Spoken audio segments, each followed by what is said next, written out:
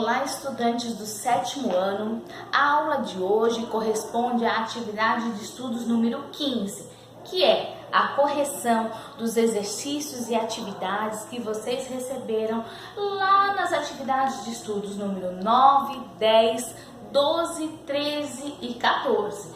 É bastante coisa. Para essa aula, é importante que você tenha em mãos o seu caderno com o registro das questões e das respostas. Então, se você não tem em mãos o seu caderno, dá uma paradinha neste vídeo e corre buscar que eu te espero. Agora que você já voltou, quero te explicar outra coisa. Hoje, a apresentação deste vídeo vai mudar um pouquinho, porque eu vou sair de cena e o que vai aparecer aí na sua tela são os textos e as questões das atividades que vocês fizeram lá na aula número 9, número 10, número 12, 13 e 14. Para que fique melhor, porque durante a correção é importante que a gente releia os textos novamente, que a gente releia as questões, para que você consiga compreender. Não adianta eu chegar aqui e largar um monte de respostas para você. Você precisa compreender da onde surgiram aquelas respostas. Por isso é importante que a gente leia os textos novamente e as questões. Então, a aula de hoje vai ser assim. Eu vou aparecer apenas numa bolinha pequenininha aqui em cima do seu vídeo, com o meu rosto e a minha voz. E na sua tela vão aparecer os textos e as questões. E a gente vai dialogando e aí sim eu vou te passando as respostas, certo? Se for preciso, pause esse vídeo quantas vezes for necessário para que você consiga acompanhar ali as respostas e fazer todas as anotações no seu caderno. Vamos lá?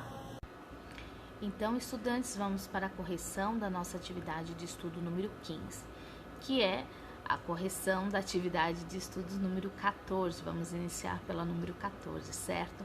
Que era uma atividade chamada Comparando Trechos, onde vocês receberam 2 trechos de texto para fazer a comparação, para ver o que havia de diferente, o que havia de semelhante em cada um dos textos. Eu vou ler esses trechos com vocês, para vocês. O primeiro trecho diz o seguinte: a coisinha amuou, então não podia querer, queria querer em nome dela, queriam querer em nome dela. Por que é proibido comer lasanha? Essas interrogações apenas se liam em seu rosto, pois os lábios mantinham reserva. Quando o garçom voltou com os pratos e o serviço, ela atacou. Moço, tem lasanha? Perfeitamente, senhorita. O pai no contra-ataque. O senhor providenciou a fritada? Já sim, doutor. De camarões bem grandes? Daqueles legais, doutor. Bem, então me vê um chinite e para ela... O que você quer, meu anjo? Uma lasanha. Esse era o trecho número 1. Agora, o texto número 2. A coisinha amuou. Então não podia querer? Queriam querer em nome dela? Por que é proibido comer lasanha? Essas interrogações apenas se liam no seu rosto, pois os lábios mantinham reserva. Quando o garçom voltou com os pratos, ela atacou perguntando ao moço se tinha lasanha. Ele respondeu que sim, perfeitamente. O pai, no contra-ataque, perguntou ao garçom se ele já havia providenciado a fritada. O garçom respondeu que sim, chamando o pai de doutor, e completou dizendo que eram camarões bem grandes, daqueles bem legais. Em seguida, o pai pediu chinite para ele e questionou a filha, chamando-a de meu anjo, sobre o que ela iria querer.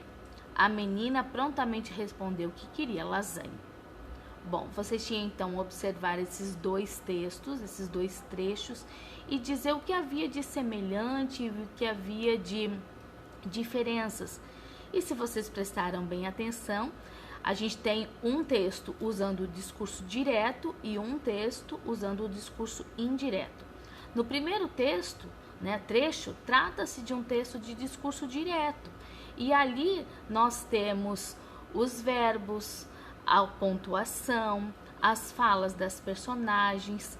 Já no outro trecho, né, no segundo, nós não temos nada disso. Nós temos um discurso indireto, onde o narrador fala tudo o que deveria, então, as personagens falarem, né?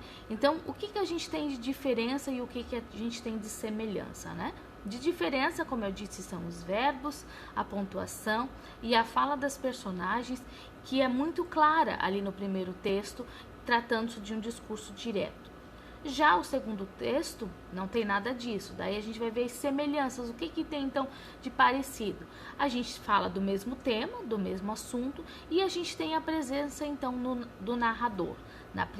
No primeiro trecho a gente tem no início, né, a presença do narrador, e no segundo trecho ele é todo, né, com a voz do narrador. Essas são as diferenças e essas são as semelhanças dos dois trechos. Na sequência, na atividade de estudos número 10, a gente vai falar então desses dois tipos de discursos que eu acabei de comentar, que é o discurso direto e o discurso indireto.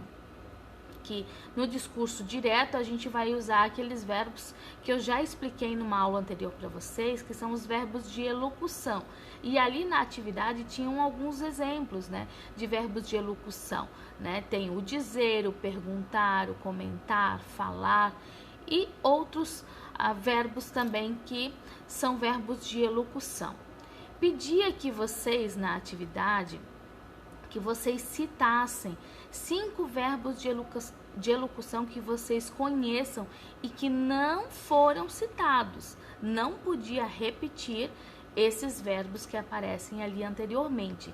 Então, vocês tinham ali que escolher verbos para citar. Eu coloquei aqui como exemplo, exclamar, que não tinha sido citado, questionar, protestar, negar, concluir, deixa eu ver, argumentar, também não tenha ali, e tantos outros que vocês podem utilizar, certo? Então, se vocês não fizeram, vocês vão anotar aí no seu caderno. A letra B pedia que vocês retornassem ao texto e retirassem 3 frases, então, com esses verbos de elocução, quando eles são usados para introduzir as falas das personagens. Eu coloquei aqui 3 frases que foram retiradas lá do texto, né? O garçom aproximou-se e ela foi logo instruindo. Então, esse instruindo, 2 pontos, quer dizer que ele vai falar alguma coisa. Então, é o verbo de elocução. O pai corrigiu, né? O verbo corrigir. Então, também é o verbo de elocução. Quando o garçom voltou com os pratos e o serviço, ela atacou. Esse atacar quer dizer que ela falou, tá? Não é um pular no garçom, mas é um verbo de elocução dizendo que ela vai falar, né? Mas talvez falou de uma maneira mais grosseira, talvez, né? Mais brava. Por isso que ele diz ali, ela atacou, certo? E a letra C, vocês têm que retornar ao texto e retirar um trecho que exemplifique o discurso indireto. Vamos lembrar que nós estamos falando daquela crônica no restaurante, certo? Então, essas frases, elas foram tiradas lá daquele texto da crônica, o restaurante, tá bom? E eu coloquei aqui como exemplo, então, uma frase do discurso indireto que apareceu aqui nesse trecho anterior, né? A menina prontamente respondeu que queria lasanha. Agora, atividade número 12, então, vocês têm ali umas frases com discurso direto e vocês têm que transformar para discurso indireto, assim como esses 2 trechos anteriores que vocês tinham ali de exemplo. O primeiro trecho era discurso direto e o segundo trecho ele foi transformado em discurso indireto. Então, vocês conseguiram perceber que todos os travessões foram retirados, os sinais de interrogação, os pontos de interrogação, eles foram retirados e tudo foi transformado para um texto como se fosse o narrador contando a história. Então vocês vão fazer de conta que vocês são o narrador e vocês vão contar essa história que está toda detalhada aqui, onde tem duas pessoas conversando. Lá no texto do discurso indireto, isso não vai aparecer, não vão aparecer esses diálogos, né? Mas é tudo num texto só. Então, ali quando diz na letra A, né? Filha de 5 anos em conversa com seu pai. Por que a mamãe usa maquiagem? Para ficar mais bonita? Mas ela já é bonita. Oi, papai, você deveria usar maquiagem. E aí vocês vão transformar esse texto em discurso indireto. Vocês vão tirar todos esses sinais de pontuação. E a primeira eu vou ler para vocês um exemplo, um modelo, então, como pode ficar esse trecho, né? A filha de 5 anos estava conversando com o pai quando questiona por qual motivo sua mãe usa maquiagem. O pai respondeu-lhe que ela usava para ficar mais bonita. A pequena então disse que a mãe já era bonita. O pai ficou enternecido com a resposta da menina. Inesperadamente, a criança sugere ao pai que ele sim deveria usar maquiagem. Certo? Então, vocês percebam que precisa fazer algumas adequações, tem que introduzir, acrescentar algumas palavras para dar corpo a esse texto, porque lá no discurso direto, né, não há necessidade disso, certo? Então, vocês vão fazer a mesma coisa, né, devem ter feito a mesma coisa com o segundo trecho ali, com o segundo exemplo. Mamãe, você sabia que o vermelho é a cor do amor? Pergunta o Joãozinho. Sei sim, meu filho. Por quê? Porque eu te amo. Toma aqui meu boletim. Né? Por que será, né? Cor do vermelho. Esse boletim estava pintadinho de vermelho. E aí vocês vão, então, fazer esse trecho, né? Virar um discurso indireto. E olha ali como pode ficar esse trecho. O Joãozinho chegou em casa e perguntou para sua mãe se ela sabia que o vermelho era a cor do amor. A mãe então respondeu que sim, sabia e questionou o menino o motivo da pergunta. Joãozinho então responde que a ama e entrega-lhe o seu boletim. Tá? Então, esse é um exemplo de como pode ficar esse trecho assim. Para a atividade de estudos número 13, então, vocês novamente receberam, então, algumas piadas, né? Algumas anedotas que vocês deveriam, então, transformar também do discurso direto para o discurso indireto, fazendo da mesma forma, tirando os travessões, tirando ali essas interrogações, né? E encorpando esse texto para que ele fique tudo no discurso indireto, então dando voz ao narrador e não aos personagens. E não sei se vocês conseguiram perceber, mas parece que no discurso indireto a anedota ela perde a graça, ela não fica tão engraçada quanto no discurso direto. Vejam só. O rapaz chegou em um velório e a primeira coisa que perguntou foi: qual é a senha do Wi-Fi? Um parente incomodado disse: respeite o morto. E ele perguntou: é tudo junto? Ou seja, ele achou que respeite o morto era a senha do Wi-Fi, né? E aí a gente tem a graça dessa piada, né? E aí vocês vão transformar então para um discurso indireto, né? Um rapaz chegou ao velório e a primeira coisa que perguntou foi qual era a senha do Wi-Fi. Um parente do morto, incomodado com a pergunta, pediu-lhe que respeitasse o morto. O rapaz então questionou se era tudo junto. Perceba que ali a gente não tem mais a graça da piada, né? Quando ela vai para o discurso indireto. O segundo desafio, vocês vão fazer o contrário. Vocês têm o texto, então, no discurso indireto e vocês vão transformar no discurso direto. Aí, agora, a necessidade de pôr os travessões para marcar a fala das personagens, de colocar ali os 2 pontos, exclamação, interrogação, para dar sentido, né, nessas falas. Então, o exemplo que vocês têm. O homem tinha mais de 40 anos e era completamente careca. Um dia ele estava andando pela rua quando o menino lhe perguntou o que aconteceu com seu cabelo. Todo sem jeito, sem saber como responder, o pobre homem respondeu que o cabelo caiu. O garotinho perguntou ao homem o porquê que ele não os pegou. Então, como é que fica passando esse texto para o discurso direto agora, tendo a voz das personagens? O homem tinha mais de 40 anos e era completamente careca.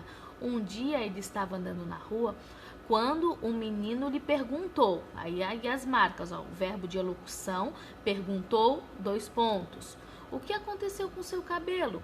Sem saber como responder, todo sem jeito, o pobre homem respondeu, novamente o verbo de elocução, os 2 pontos, travessão para marcar a fala, caiu, e aí a exclamação também, né, para dar um espanto talvez, né, caiu, né, o garotinho. E por que o Senhor não pegou? Aí a gente tem uma interrogação, que é o que o menino faz no final da fala, certo? Vamos lá, então. Se vocês não conseguiram acompanhar, vocês podem dar uma pausa no vídeo, anotar aí no seu caderno e depois dar o play novamente. Vamos lá para a atividade de estudos número 14. Aqui vocês receberam duas piadas, né?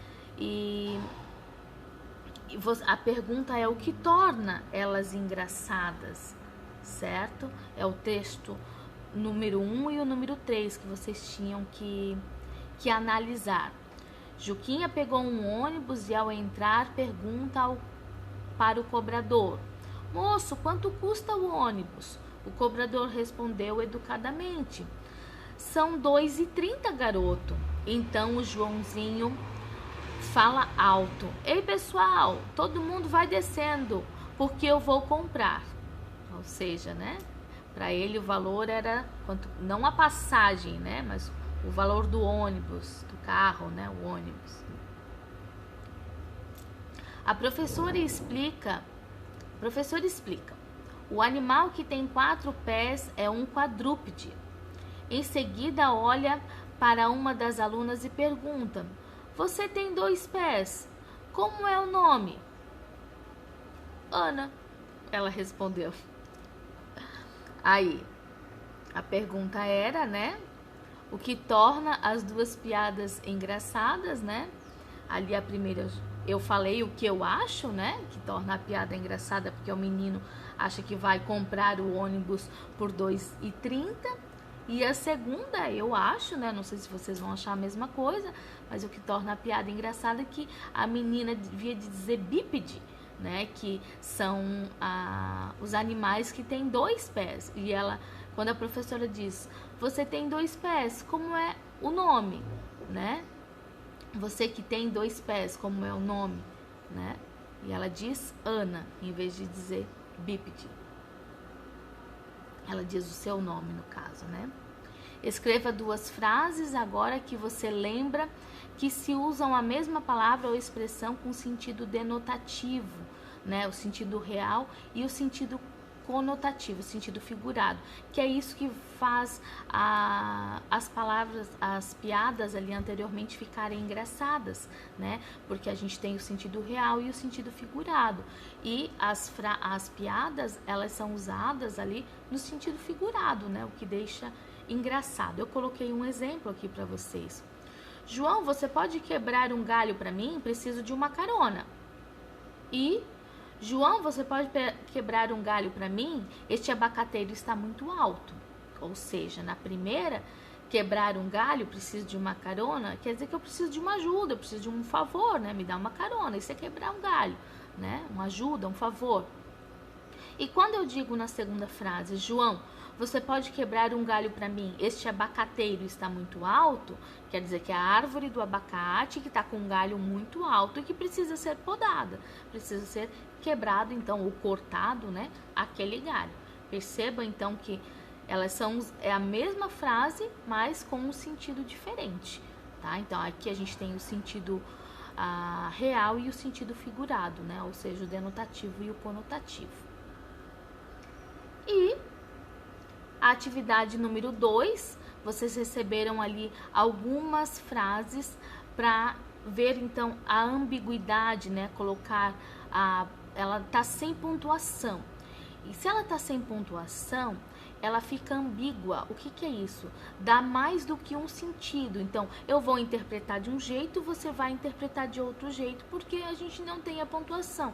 Então, a ausência dessa pontuação, a falta de um esclarecimento melhor ali na frase, faz com que ela fique ambígua, ou seja, que ela tenha mais do que um sentido.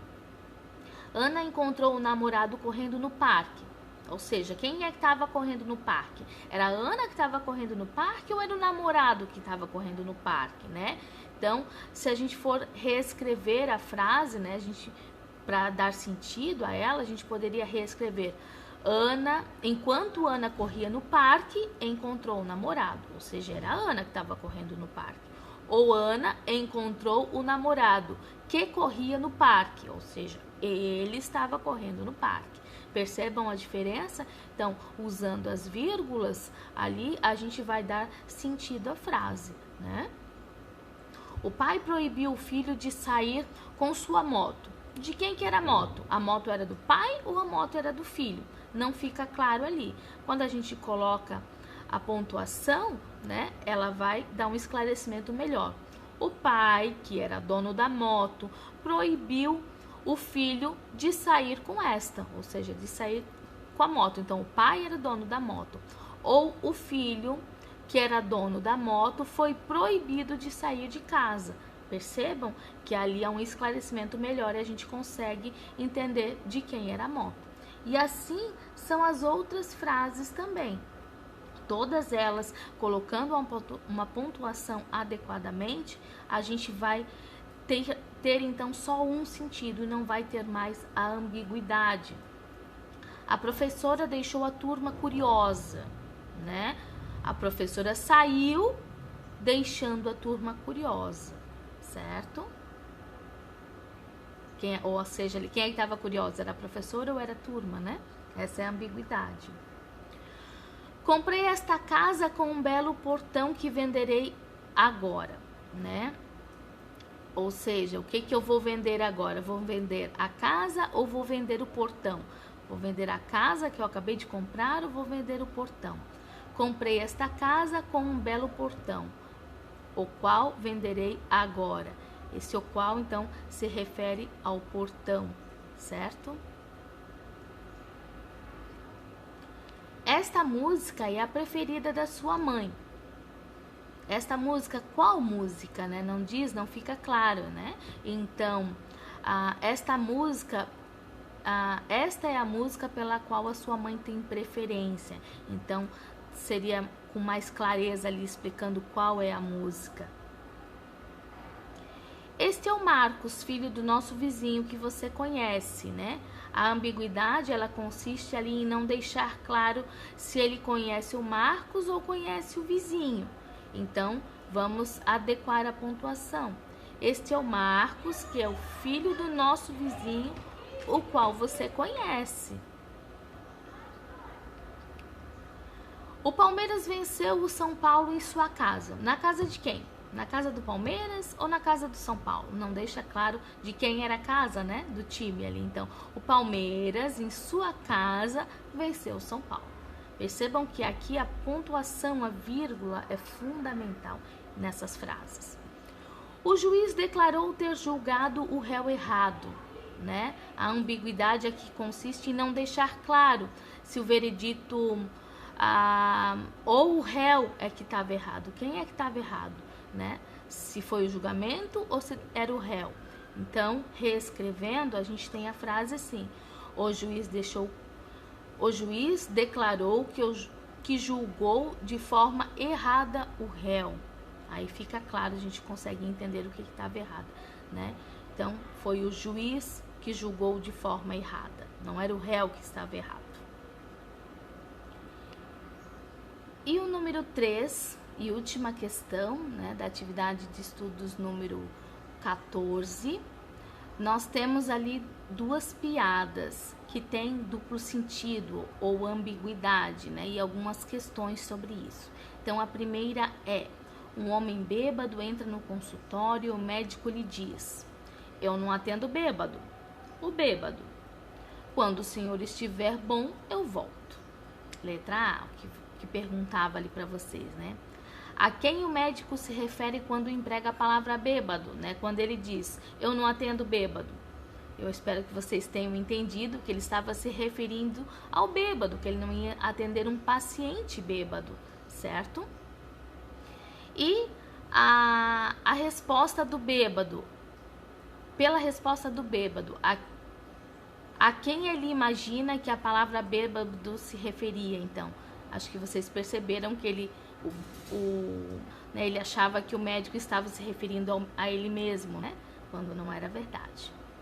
E a letra C, reescreva a frase do médico de modo que ela não apresente mais essa duplicidade de sentido, né? Então, como eu disse antes, se o médico tivesse dito, né, eu não atendo pacientes bêbados, não teríamos problema com ambiguidade e duplo sentido aqui, certo? Vamos para a letra B, última. Dois amigos conversando. Eu já quebrei a perna em vários lugares. Nossa, se eu fosse você, não voltaria nesses lugares, diz o amigo, né? Então, a letra A.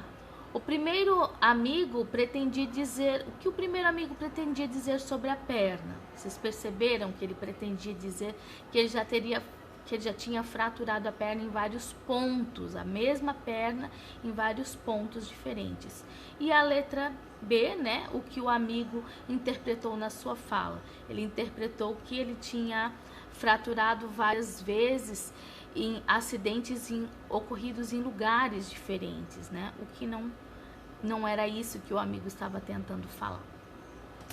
Bom, essas são as respostas, né, das atividades de estudos que vocês tinham para fazer. Espero que vocês tenham compreendido. Se vocês tiveram alguma dúvida, vocês podem ver esse vídeo mais uma vez.